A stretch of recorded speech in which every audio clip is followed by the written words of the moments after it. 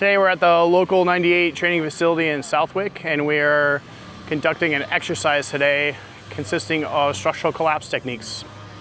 We have about 43 of our technicians here today and a couple of doctors from Bay State Medical, and we are conducting two different operations at the same time, doing search for victims as well as securing floors for access.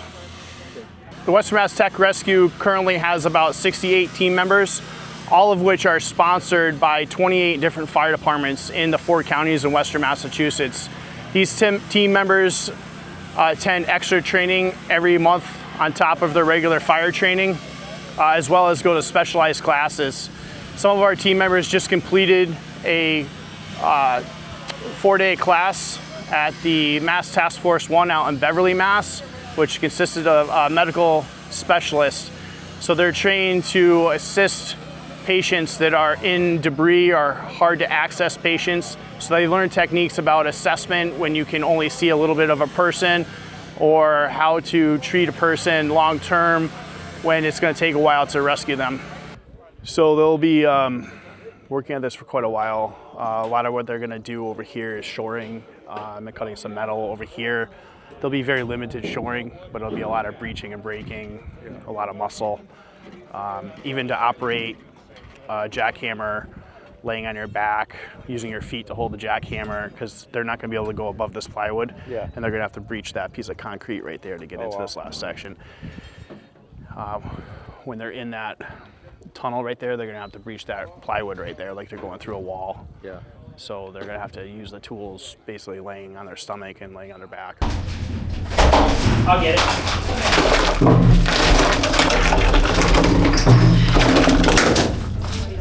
About 5 minutes ago, So our relationship with Bay State Medical Center is great because doctors will come out and help our technicians with assessment techniques for patients that we find. As a team, we operate at the first responder level, but our doctors can elevate that level of care once they can touch the patient. So they coordinate with us. We can give them information about what's going on for the trauma center. They communicate with other doctors in our area, as well as the hospitals, as well as the other local EMS people on scene. So they're kind of a team liaison for medical for anything that we do. Most of the equipment here today has been supplied by the Western Mass Homeland Security Advisory Council. This equipment is used for any type of search and rescue operations that could consist of a man-made problem, such as terrorism, or a natural disaster, such as a hurricane or tornado coming through.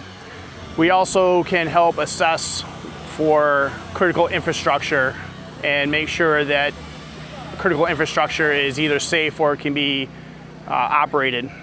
6 or 8 years ago now, the local 98 Operators Union reached out and invited me to come tour their facility here in Southwick, Mass. And I was astonished at the space and the equipment that they had and the training that they do here. We realized they probably needed a place to do some training. We have our new training facility, so we kind of reached out to the team and asked if they would be interested in doing a little training alongside with us. It's been beneficial because we do apprentice training and member safety training here, and we use setting up the scenarios for this team to train our members on basically what, how to avoid ever meeting these guys. We train them for the, basically to prevent the accidents that these firefighters come out and fix. These different trainings show them that it's real life, it's actual. When you do things poorly, when you rush, when you're not thinking, or you're only thinking about getting the job done and not about safety, it can turn into a real disaster scenario or a real trench collapse.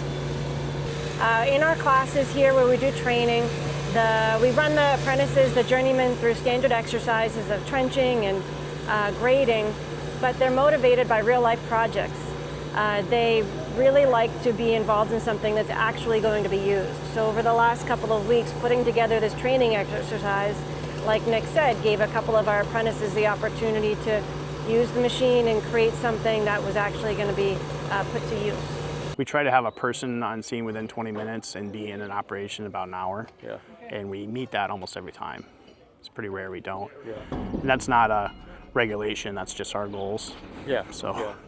but it takes, people don't understand with tech rescue, it takes time. Like, this isn't a regular EMS call. This is the golden 24 hours, not the golden hour. Right.